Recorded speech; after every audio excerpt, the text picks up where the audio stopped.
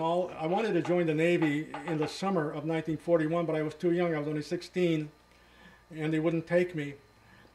And you can understand, if you go to the movies, the news are all about the war. You listen to the radio, it's all about war. You pick up a newspaper, it's war, war, war. So it's only natural that you want to go out and fight for your country. So when Pearl Harbor was bombed, there was no excuse. I was 17 years old and I went.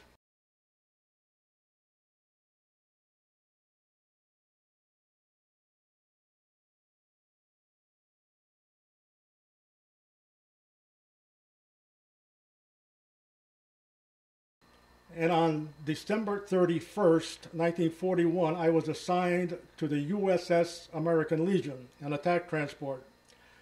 That ship became my home until November 1945, just shy of 4 years. Now, the Navy has different classifications of ships, such as C for cruisers, D for destroyers, AP for transports, APA for attack transports. Now, the difference between a transport and an attack transport is a transport was usually a liner designed strictly to carry passengers, whereas an attack transport had the capabilities of carrying troops, all of their equipment, which included tanks, trucks, jeeps, all the ammunition, food supplies, and so forth, plus LCVPs, which are landing craft vehicle personnel. They're the small boats that hit the beach, the ramp drops, and the troops go charging off into the sunset. We have 35 of those, plus 2 LCTs, landing craft tank, also known as tank lighters, that were about 3 times the size of an LCVP, and they were used to take the tanks, trucks, and jeeps ashore. And they operated the same way. They would hit the beach, the ramp drops, and the trucks go roaring off in the tanks. The USS American Legion is the only Navy ship named after the Veterans Organization. So it's a proud name, and we've been very proud to have served on it. When you won't go to the movies, you see destroyers and carriers and battleships and cruisers and so forth. So when you see a transport, you're kind of disappointed to begin with because it's not what you had in mind. You know, you're picturing the fighting ships. I was just excited to be aboard ship. To me, it didn't make any difference what kind of a ship it was as long as the United States Navy. Well, we had the privilege of going in either first wave or whatever wave they intended to go in.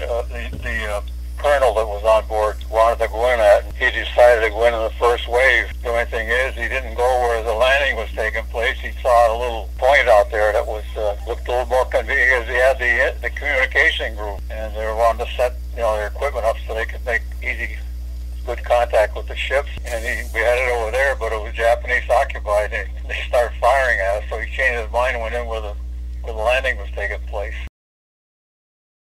We went down to Springfield from about 18 miles away from home to sign up with the Marines. When we got to the Marine Corps office, they were closed for lunch, so there were 7 of us. So 6 of us went over to the Navy and signed up there, and 1 guy stayed and signed up for the Marines.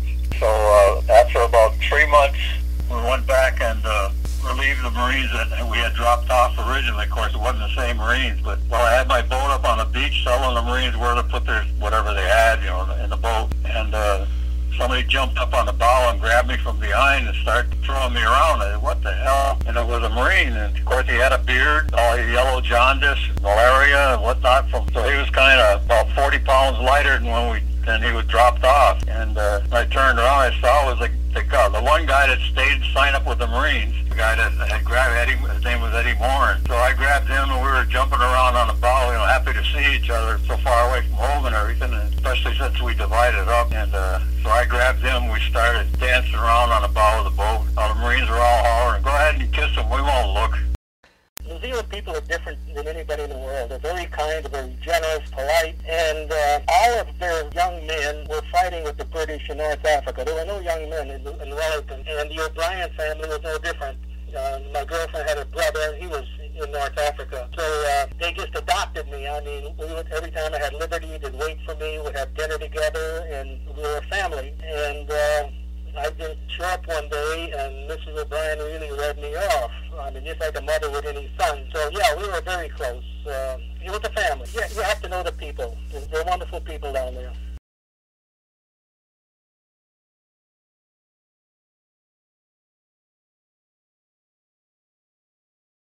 It was raining, it was pouring, and two of my guys came up to me, and one gave me his canteen. He says, have a drink of my water. I said, I've got my own canteen. He says, have a drink of mine. So I took one swallow, and I dropped to my knees, and everything went black. And I looked up, and they're laughing. What was that? He said, sick bay out, pure alcohol. So where'd you get that? Well, they were unloading a boat, and every case in a boat was labeled castor oil. Castor oil, it's either beer, Three Feathers whiskey, or alcohol. So the way they find out is they stumble, case falls on a rock, breaks open. That's how they find out what it is. So that night, it was raining so hard, they postponed the unloading till the rain stopped. So there were 25 sailors sitting in a circle in the rain and the mud. We're drinking orange juice and grapefruit juice laced with sick bay algae. Well, in a matter of time, I passed out. And when I came to, a Marine was carrying me. So I shook my head and I said, what the hell are you doing? And he said, oh, you're alive. I said, of course I'm alive. He said, quote, I'm driving this here tank and you was laying in the middle of the road. I thought you was dead and I didn't want to run you over, so I'm just throwing you off on the side. So I said, well, I'm not dead and you can put me down, which he did. So from the Fargo building, I was finally discharged and I was home a civilian after 4 years, 6 days, and an hour and a half.